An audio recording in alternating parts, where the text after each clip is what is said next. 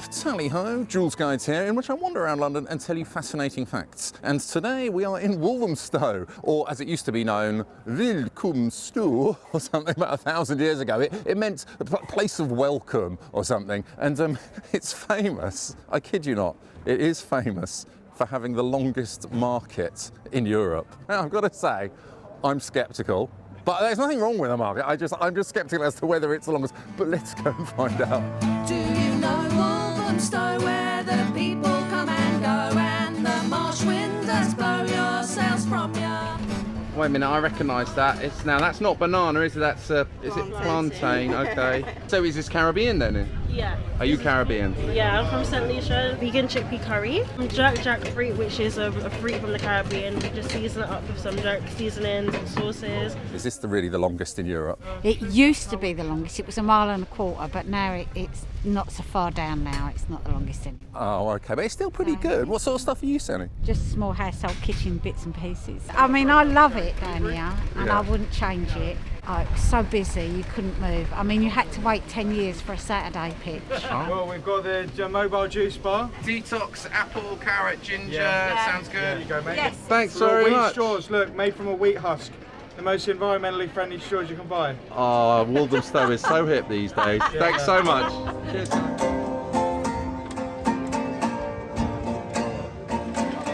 There's quite a lot of nice buildings in Walthamstow, actually. Just to the right of us, I've got the lovely Central Library, and that's Andrew Carnegie up there. Andrew Carnegie, as in Carnegie Hall in America. He was a Scottish businessman, made millions of pounds out of the steel industry. I think he was one of the richest men in American history. Anyway, this is one of the many buildings that he financed. Told me I was sick and that I was suffering from insomnia.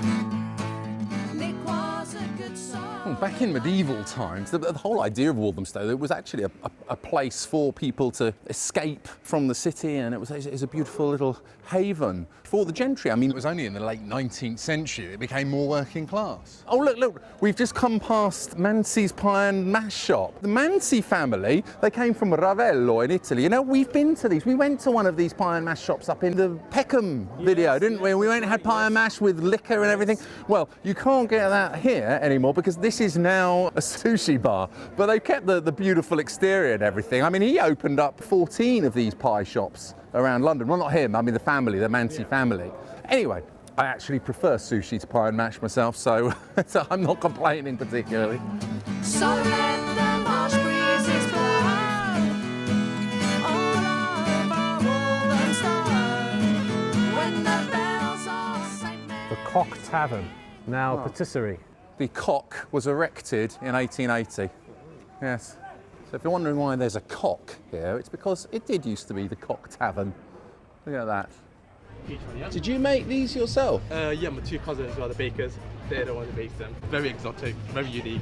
We got lychee, we got guava. What did you buy? I got the peach and the piña colada. Yeah. That's how you say it, right? Piña colada. I can hear a nightingale. We're here every Saturday from 9 to about 3. They got alcohol. Yeah. These donuts and these chocolate balls. You know what I'm going to get? We've already finished the market. I mean, you know, we filmed in Ballarò, didn't we, Simon? In Sicily, in Palermo. We went to Ballarò, Yes. and that went on for miles. Yes. Well, it would have been originally. It'd still be going, wouldn't it? Yeah, I suppose it would have gone all the way down there, I Yeah. guess. I mean, look at these lovely shops here. These old from 1900. I love these little features like the dragons and stuff. And just opposite those, a kind of Art Deco building here. Yeah. I read somewhere that they were built for Montague Burton in 1935. He was a Lithuanian Jew who was escaping the pogroms, and he started Burton's Menswear. I don't know if you know Burton's Menswear, quite famous.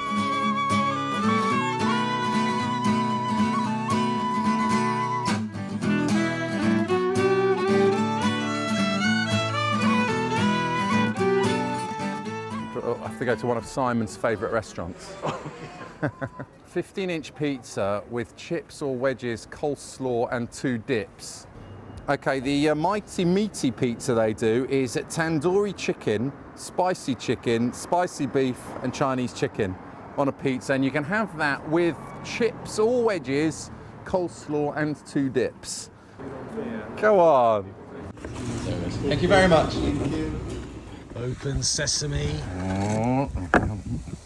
I mean, there it is in all its glory. Oh my goodness. Bon appetit. Well, Elisabetta, Giovanna, Gualtiero, my mum, forgive me. It's got pineapple on it. An Italian would go crazy. The moment of truth. Italian passport revoked. It's quite nice actually. Definitely needs a beer though. I've had to walk many a long path. I've had to fight many foes. This is the sort of thing you see around here. Look, you just get these little kind of plaques in people's windows and stuff. This one, Richard Dorr, house painter, was living here in 1901. His first wife died in 1897 after their daughter was born. He then married widow Clara, who was 18 years his senior. Just tells you a little bit of information about that person's life. Yeah. I think that's really sweet. I do as well. I think it's a good thing. You know, not particularly famous or anything. It's a reminder of residents in years gone by.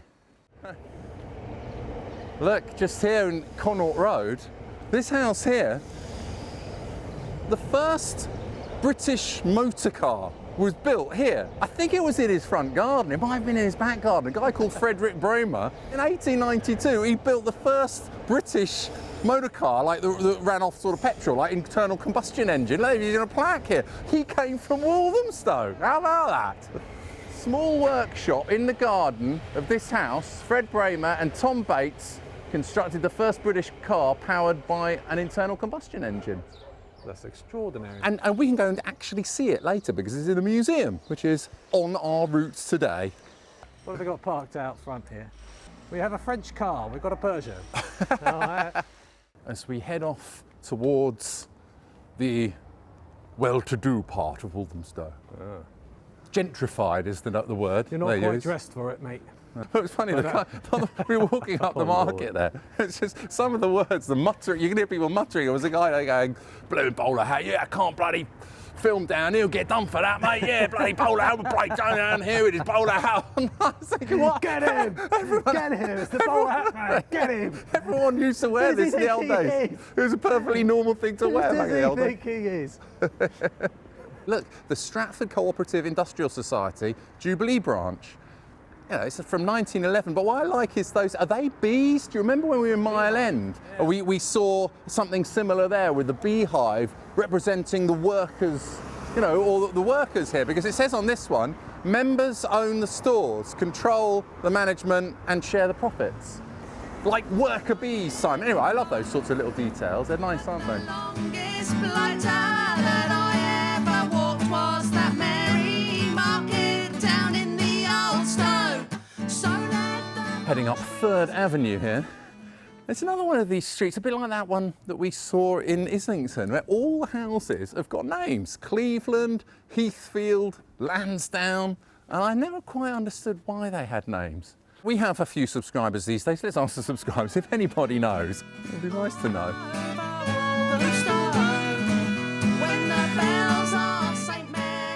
This is Orford House. It's an early 19th century house named after John Woodley, who was from Suffolk, Simon, like you. A place called Orford in Suffolk. Yes, yes. Suffolk. Orford, castle and all of that. A beautiful town, well, village.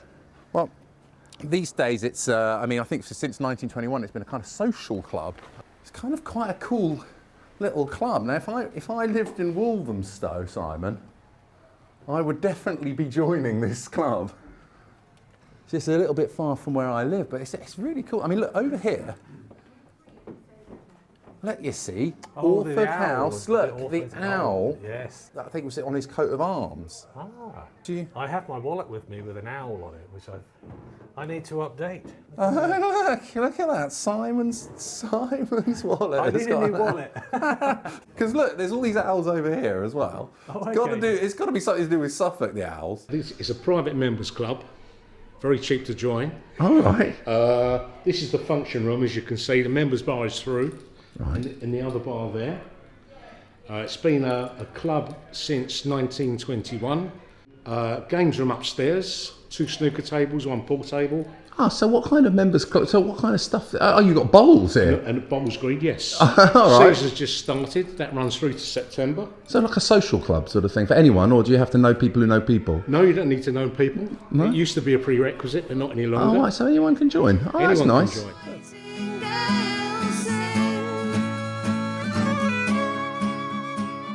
This is the village. Does it feel the same as the high street there to you? I can't tell the difference, but I've got a feeling you're going to tell me what the differences are. Well, they had this whole scheme to close it off to traffic and stuff, and I think like £30 million was put aside to transform various town centres, one of which was Walthamstow, and they installed all these cycle lanes, much to the annoyance of a lot of the motorists around here who have to go all around the houses in order to try and get home. But it has resulted in the area becoming rather quaint. Sort of place where you can get your caramel decaf latte and sort of dandelion juice with chamomile. Excellent tattoo, yes. Very nice. Love David Bowie. Good man. Thank you, folks. My pleasure, sir. This is the old town hall from 1876. Then that's the old schoolhouse from 1866. I think that's now like a community hub or something. Some Labour Party offices in a quite posh part of Walthamstow. Do you like a decaf latte, Simon? If you go to Italy and you ask for a latte, they just give you a glass of milk. That's what a latte just means milk in Italian.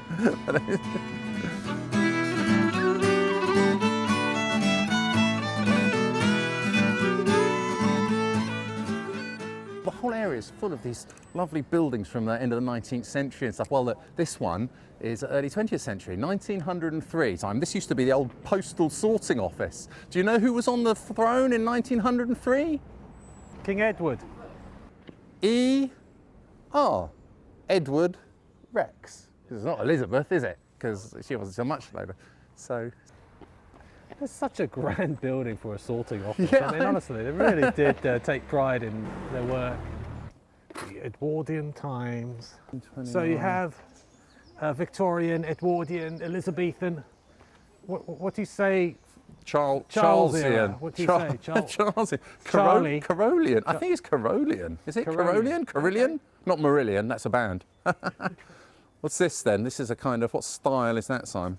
That's of the Ionic. Is it Ionic? I don't know. Order. So actually, originally this used to stand in near St Paul's. In 1829, the main post office building was down there in, well, just next to Postman's Park, actually, where they had the sorting office and everything. When they were knocking it down, a stonemason called Frank Mortimer decided to buy it and donated it to Walthamstow. It now looks like a plinth, doesn't it? So it's almost inviting something to stand on top of it.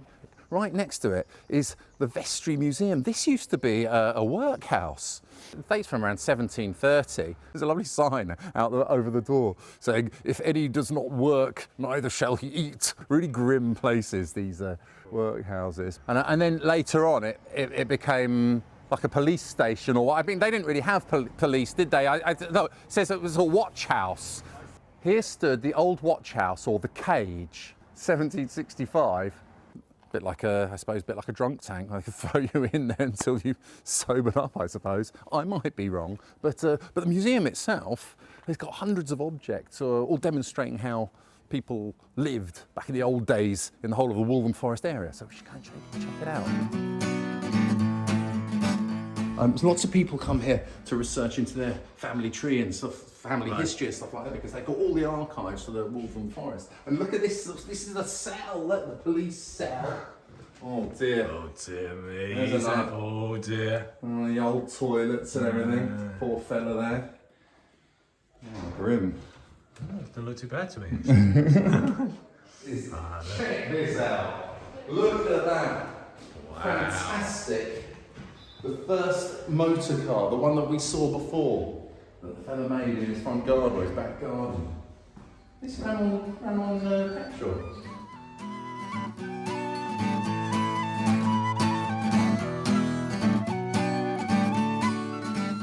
This little section here, just opposite the museum, is so nice. You've got that lovely old school there. Yeah. And then this used to be a fire station.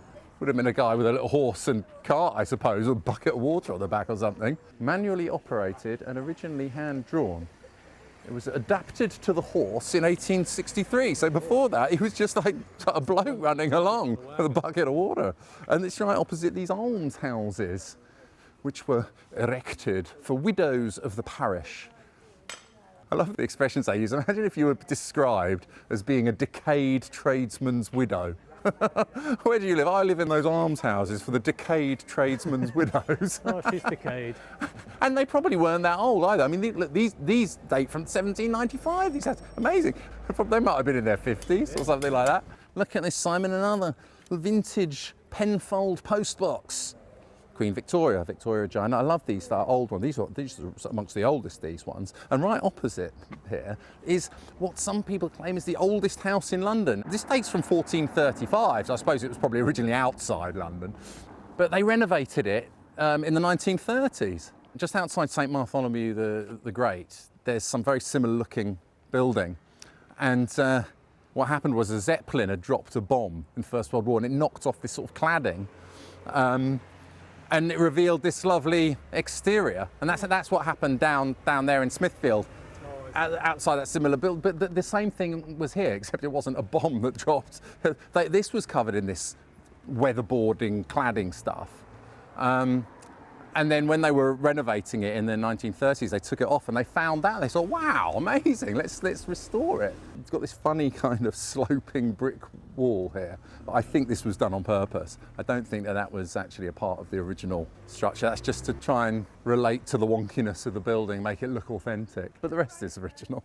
And it's just opposite the Nag's Head, which has been rebuilt now, but the original one dated from 1673. That had licensing problems because of the illegal playing of shuffleboard. Oh, the old, yes, can't have that. And in the 1850s, Francis Ragg ran this stagecoach service from here all the way to Lea Bridge Station and I think to London as well. And look, the old coach house, so he built this back in the, I don't know, from sometime in the 1850s or so. It's now luxury flats, no doubt. Used to take people from here all the way up to Lea Bridge Station because Walthamstow Station the Great Western Railway didn't arrive there till around 1870 or so.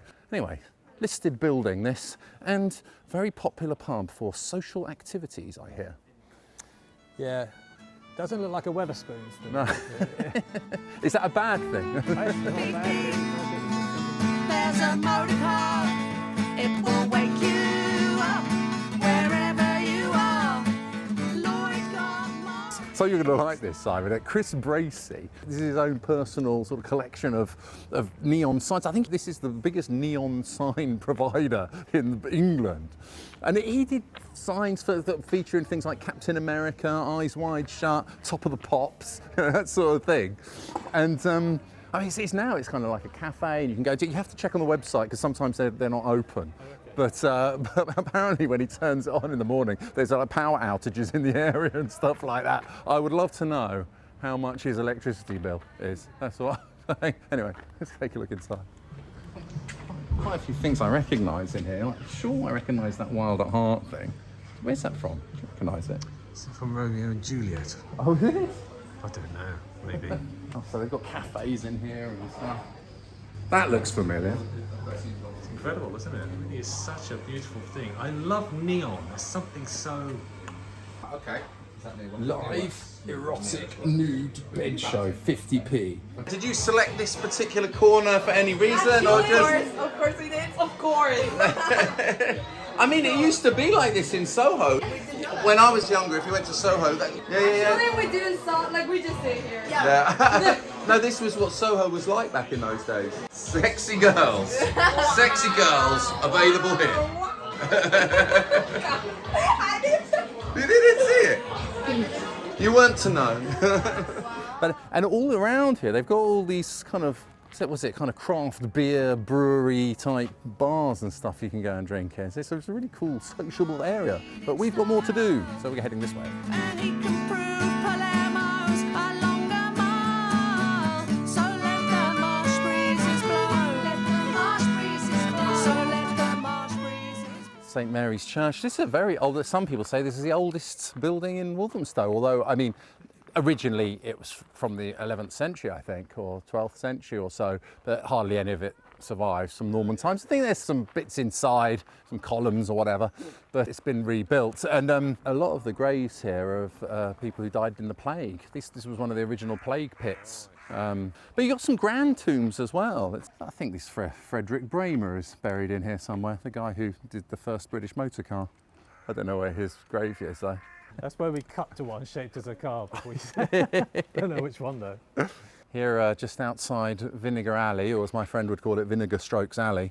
Look, I think these are the Monoo almshouses, built in 1527 by George Monoo, who was like a Lord Mayor of London, something.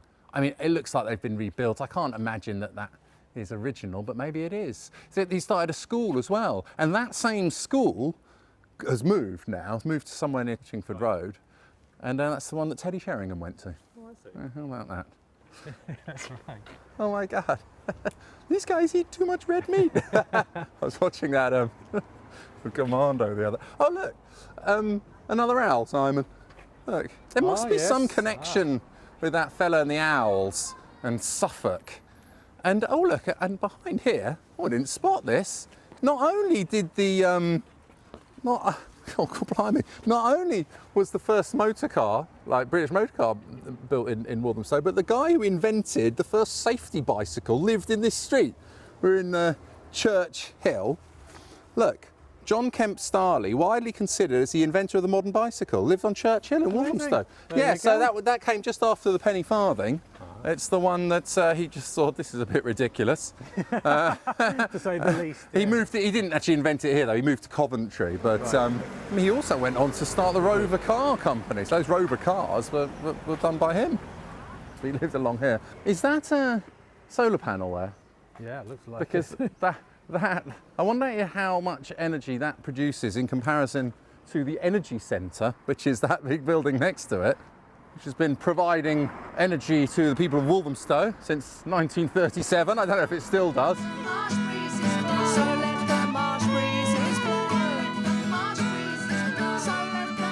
Yeah, so you see this building here, the clock tower. This is from the 1950s. It was built on the site of a bomb landed here in the Second World War. And then they built this thing in the 50s. These guys, I mean, I'm not entirely sure what the shields represent. I think they're important families connected with Walthamstow or something. Look, there's a little chart here, tells you who they all are.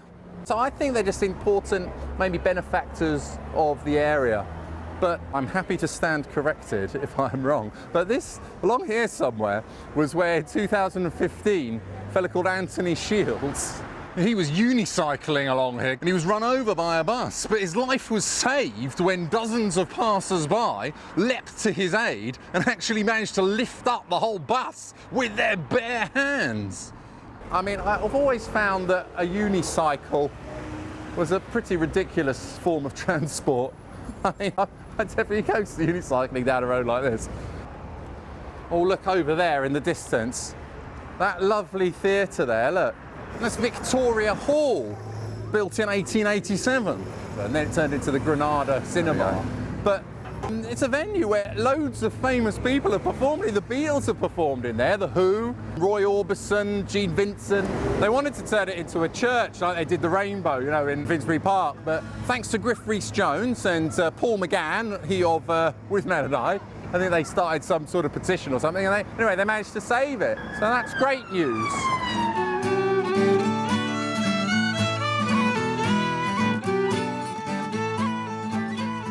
Lovely old buildings, sheds from 1880s.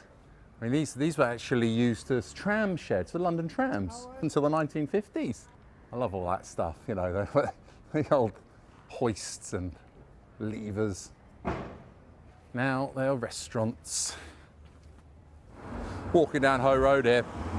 Walthamstow is famous for many musicians. I mean, Ian Dury, I think he started the Blockheads up here actually, met the other fellow in the band here. And who can forget East 17, Brian Harvey, you know, they named themselves after the postcode of this area, East 17.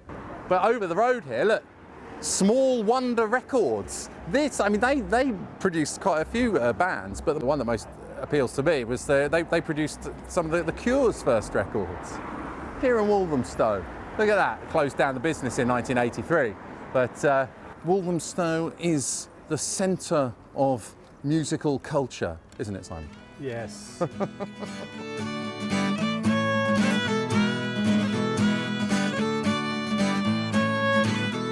This extraordinary building is the civic centre. It's kind of like a town hall, I guess.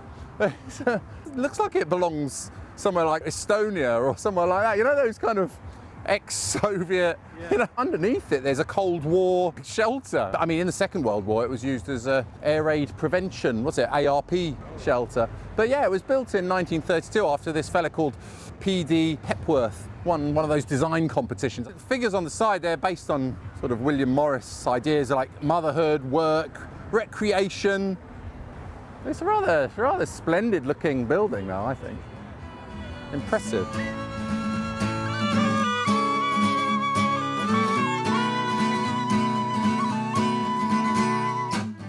Fellowship is life and lack of fellowship is death. What a slogan. If the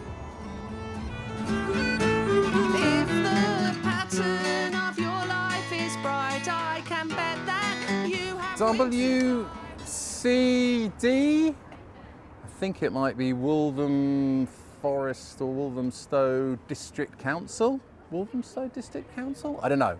Anyway, it's just in front of the William Morris House and Museum. One of Walthamstow's favourite sons is William Morris. He was a designer. My mum had William Morris wallpaper. She used to have a nightie with strawberry thieves. I think that's William Morris design. He was a major influence in the British arts and crafts movement and the revival of British textile art. And he used to say that you shouldn't have anything in your house if it wasn't useful or beautiful. He was one of the founder members of the British Socialist Party, I believe. Anyway, you can go inside and see some of his famous designs. And if William Morris has his pattern right, there'll be a strawberry thief in the market tonight.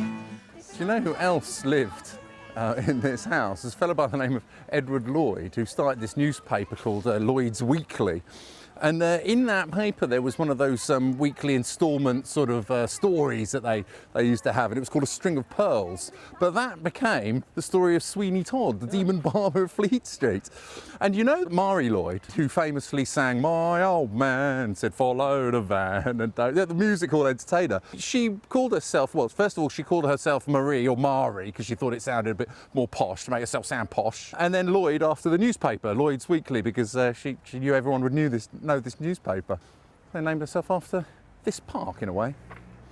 And look at just opposite here, look at these Warner, so Thomas Courtney Warner inherited his father's estate back in 1875 and he started these amazing houses. He provided social housing for over 100 years. You've got these two curious doors right next to each other, and I think it's because each house sort of had two houses, like two flats in it, and they charged slightly higher rents in order to attract better class of tenant, which I don't know what that meant in those days, but these days it might mean my tailor, because we don't see my tailor Georgie, who just lives in one of these, and she's going to make a suit for me.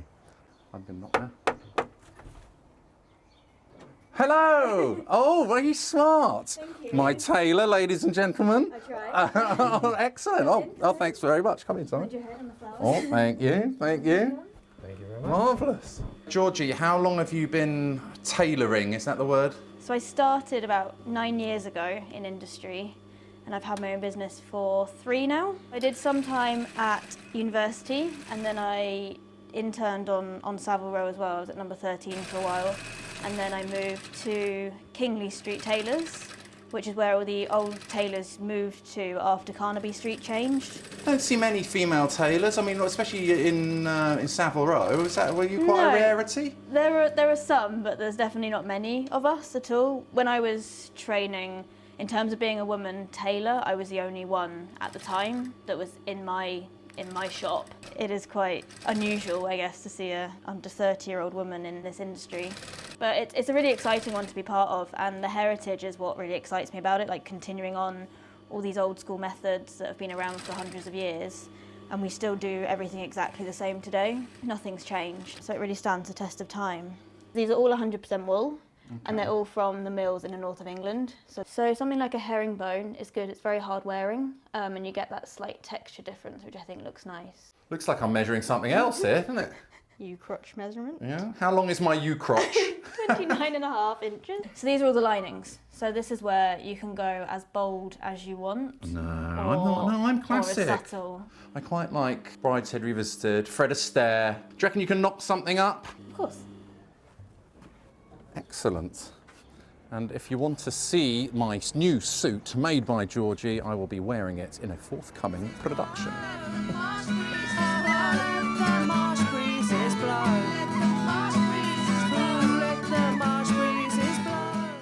Okay, cheers Georgie, cheers, cheers Simon, cheers everybody, thanks for watching. Don't forget to hit the subscribe button if you like these videos, and you can go over to my website, you can buy my book, and don't forget to check out Georgie's site as well. I'll put details in the description below, and see you next time.